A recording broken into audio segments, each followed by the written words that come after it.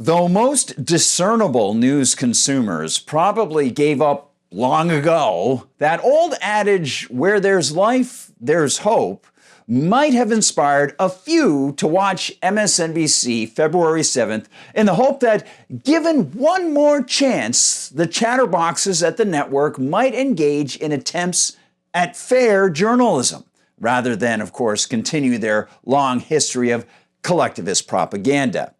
As one might guess, if they tuned in to the network to see its reportage of the coming Tucker Carlson interview with Russian President Vladimir Putin, their hopes for improvement were dashed on the shorelines of snark, prejudice, and narrative framing. Hi everyone, I'm Gardner Goldsmith for MRC-TV. First, the setup. We join MSNBC hostess Alex Wagner as she sits across from fellow MSNBC journalist Ali Velshi to immediately dismiss Tucker Carlson's own journalism and integrity. It is not just Donald Trump who is parroting Putin's lines.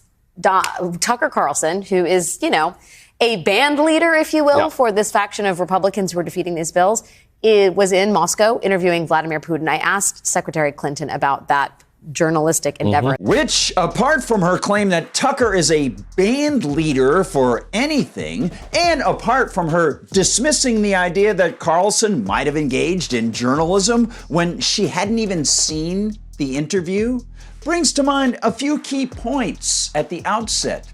First, this is MSNBC, which regularly features employees who repeatedly have engaged in such biased and shoddy journalism, it's a wonder most people don't consider it a spoof news site like the Babylon Bee. This is the network that marched in lockstep with the unproven Russian hacking narrative concerning the 2016 leak of DNC emails. Data that, as NSA expert William Binney and many others have explained, was transferred so rapidly that it had to have been done on site, contrary to the Russia did it through the internet notions promulgated by MSNBC. This is the network that for years poo-pooed the authenticity of the Hunter Biden hard drive, despite the authenticity being obvious.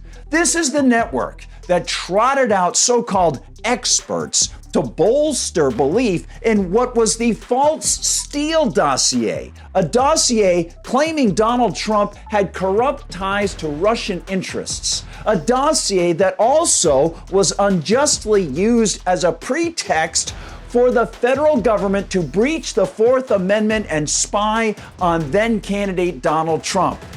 Then we got to enjoy Hillary Clinton responding to Wagner's laugh-peppered first question and Wagner's second dig on Carlson as a journalist when she asked about Carlson's attempt to talk to Putin. What does that tell you about Tucker Carlson and right-wing media and also Vladimir Putin?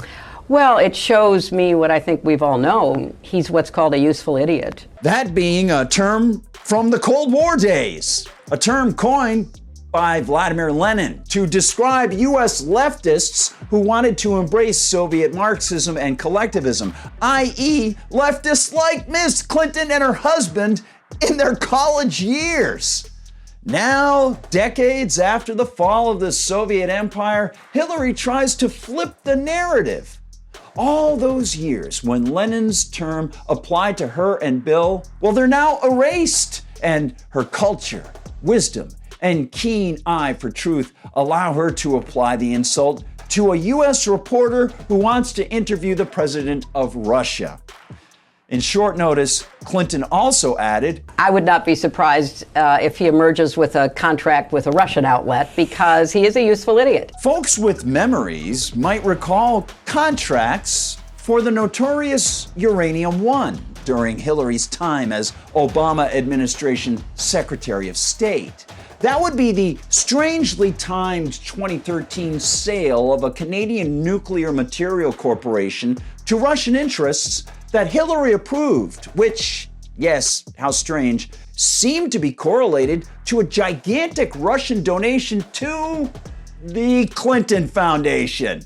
As the New York Times originally reported, quote, as the Russians gradually assumed control of Uranium One in 3 separate transactions from 2009 to 2013, Canadian records show a flow of cash made its way to the Bill, Hillary, and Chelsea Clinton Foundation. Uranium One's chairman used his family foundation to make 4 donations totaling $2.35 million. Those contributions were not publicly disclosed by the Clintons, despite an agreement Hillary Clinton had struck with the Obama White House to publicly identify all donors. Other people with ties to the company also donated. Soon after the Russians announced their intention to acquire a majority stake in Uranium One, Bill Clinton received $500,000 for a Moscow speech from a Russian investment bank with links to the Kremlin that was promoting Uranium One stock. But don't linger on the memory. After all, MSNBC and Hillary have plenty more drivel to doll about. Hillary also expressed wonder over Tucker Carlson having the temerity to leave the U.S. and talk to Putin, telling Wagner that Putin was telling lies about Ukraine. Of course, anyone who compares the statements Putin has made about the expansion of NATO, an expansion that NATO undertook contrary to the promise of non-expansion then Secretary of State James Baker gave the newly formed Russian government in the 1990s, and anyone who's familiar with the U.S. involvement in the late 2013, early 2014 regime change in Ukraine and U.S. political figures literally cozying up to Nazi ideologues from the Svoboda Party in Ukraine knows that Putin's points about Russian concerns regarding Ukraine, NATO, U.S. aggression are historically valid. They also know that Hillary provided zero information to counter those facts. She just claimed Putin is lying, and Carlson will spread those so-called lies. And curiously, all of this is on MSNBC, and we can refer to my earlier list to note just a few of their departures from any semblance of truth-telling. Finally, Hillary, that saintly woman, expressed her concern over the fact that Carlson should talk to Putin, and she made a veiled reference to, one might guess, Trump supporters. There is a yearning for leaders who can kill and imprison their opponents, destroy the press. This coming from the woman who served as Secretary of State for the Obama-Biden administration. The administration that attempted to use the Espionage Act against more journalists and whistleblowers than all other administrations combined, going back to the passage of the act in World War I. This from the woman whose campaign was tied to the funding for the fake Steele dossier research, so-called. This coming from the woman who seems oblivious to the fact that not only has there been no journalistic freedom and no freedom of assembly in Ukraine going back to at least 2021, there's no religious freedom there. And U.S. journalist Gonzalo Lira just died in Ukrainian custody. There aren't enough words in any language to express the dimensions of insult, disgust, affront, and frustration one can feel when dealing with Clinton's remarks and those of her MSNBC hosts. But there is a bright side to this. Upon watching the Carlson-Putin exchange, one can note that Tucker Carlson not only did ask valuable questions of Putin, which made the MSNBC attempt to prejudice people appear even more desperate and insane, but Carlson also requested something of Putin.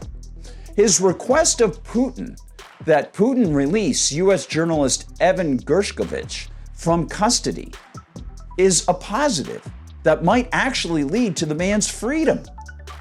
Did Hillary Clinton or anyone at MSNBC call for the Ukrainian government to release Lira? Too bad Wagner never asked Mrs. Clinton about that. Of course, they were all too busy smirking, laughing, and bending the truth to fit their warmongering agenda. Thanks for watching, everyone. Please like and subscribe, and find us at Rumble. Share the videos from Rumble where they don't censor us. Find us all the time at MRCTV.org, MRCTV.org, and please check out what is available in the MRC Store. You can also donate to the Media Research Center anytime. We'd really appreciate it. Of course, you can find our videos on YouTube, where, yes, they do censor us. Double check that you are still subscribed there. And you'll find us inside Facebook, on TikTok, on Instagram, and of course on Twitter/X. If you want to find me on Gab, I'm at Gardner Goldsmith, and on Twitter, I'm at Gard Goldsmith, G-A-R-D. For MRC TV, thanks so much for believing in truth. I'm Gardner Goldsmith.